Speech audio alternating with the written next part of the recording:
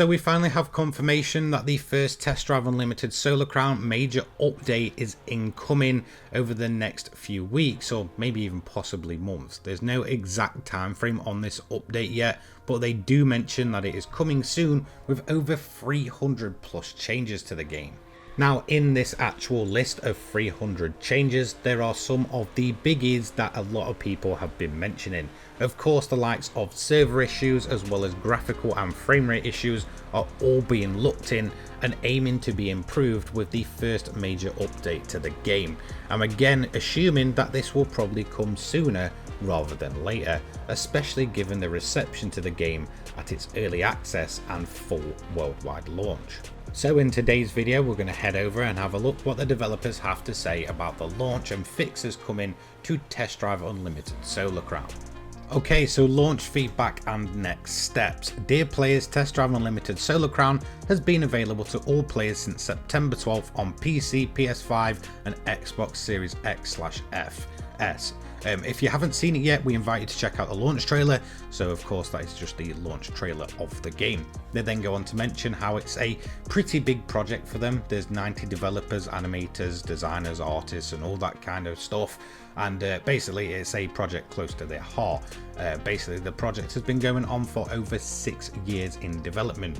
Now they do go on to mention the first major issue for most people.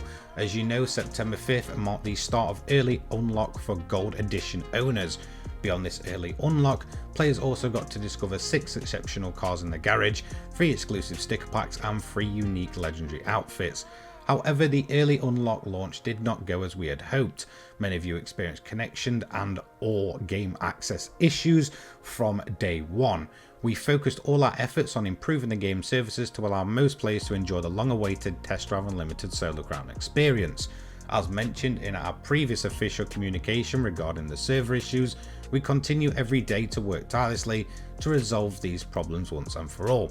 Today, although the majority of the issues have been resolved, they still persist in cases on certain regions/platforms, including an issue related to saves, which is currently being fixed. Several reasons to explain this.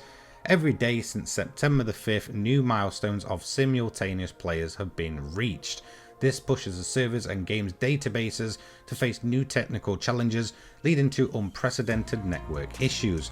Although the previous playtest and beta phases helped us anticipate and prevent many imbalances for the launch, some technical scenarios could only be discovered with the player volume present at launch. Certain technical solutions also require extensive interval testing before deployment to ensure that they don't cause side effects or additional issues. We prioritize smooth and transparent solutions for players as much as possible, rather than large maintenance periods that make the game unavailable and disconnect all players for several hours. We are now confident in resolving these main issues encountered and still consider the improvement of technical services a priority. Every day new fixes are applied. In the coming days, larger operations will take place to deploy a more profound fixes. These may sometimes require server maintenance and even download of a patch. In any case, you will be informed in advance through our various social media channels. So basically what they're going on to say here is that every single day they are trying to get the servers as stable as possible, and that coming up in the near future, to try and get them as stable as possible for the longest amount of time, it may require a patch, or they may require the game to go into a maintenance mode.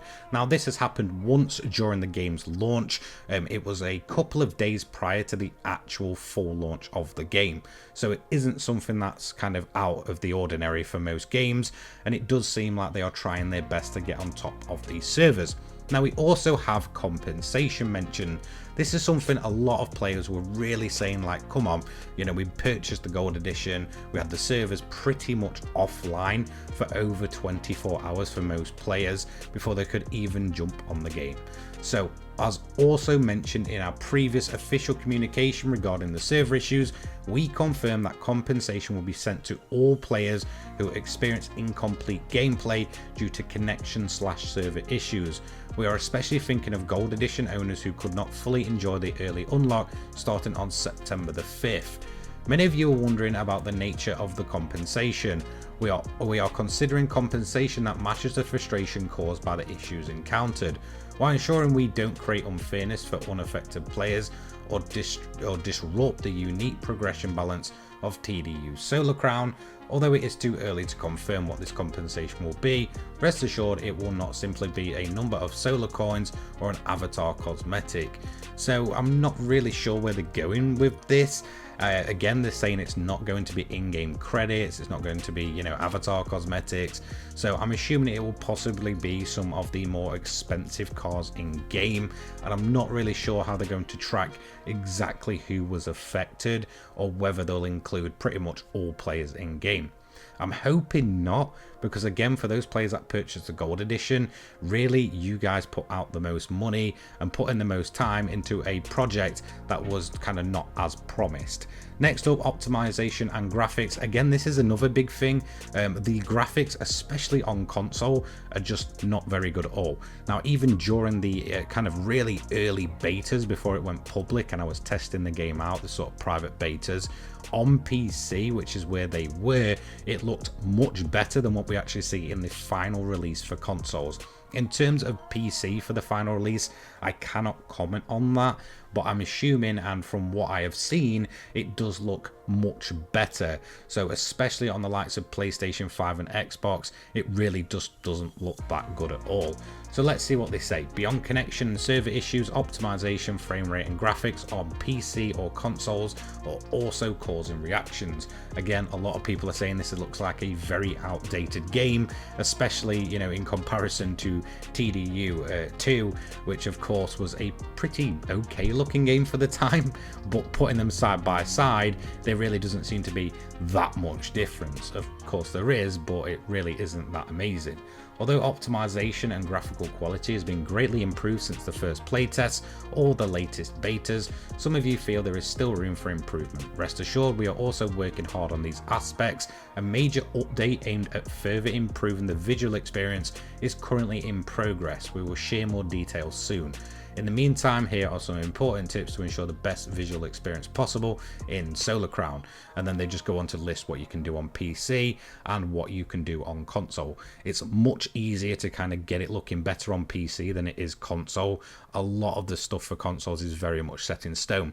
But they are saying that there is going to be a major update aiming at improving that visual experience. Now, I don't know if this is going to be kind of a major visual overhaul. They are saying that they want this game to be supported for many, many years. So, of course, over that time, you would expect it to get maybe, you know, better car models, improvements to just the way that the lighting looks, etc. Especially now when we're getting the likes of the PS5 Pro coming towards the end of the year. So as some of the hardware gets updated, I'm pretty sure that the game will look better and obviously perform better. So there is really no excuse for them not to get updating those graphics and the way that the game looks and runs. Okay, next steps. This coming week will be eventful, both to improve your gaming experience and to offer you exclusive new content. The first major patch. Very soon our first major patch will be available for all PC, PS5 and Xbox players. This update will include more than 300 fixes. So the first major patch is going to include upwards of 300 fixes and changes. So again, hopefully this is going to be a jam-packed update with many new things and important fixes, just making the game the way it realistically should have been day one. It's a shame, but this is just kind of the modern standard for gaming. So including in the fixes, it's varying in importance based on your feedback. There may concerns. Okay, so visual issues on Hong Kong Island, or the different interfaces, but also gameplay balancing for AI and racers. So again, that's another thing that has been massively complained about, is the balancing of the AIs. They are extremely bad at present. Okay, there's kind of, you know, the expert difficulty that goes on in the latter races of the game, but a lot of these are running top 10 world leaderboard times, and you have to kind of crack into that territory to actually be able to kind of win these races.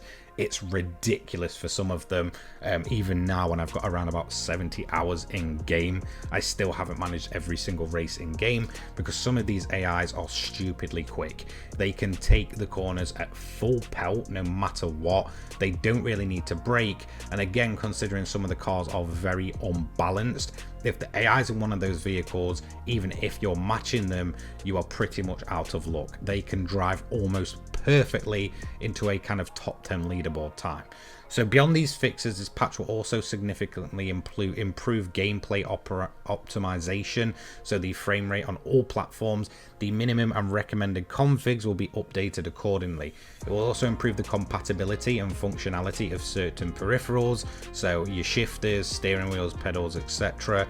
As a reminder, you can check the full list of compatible peripherals here. So again, if you want to check out what works and what doesn't, this patch is currently undergoing thorough checks and intensive tests to ensure everything is functional once applied to the game and to reduce risk during development.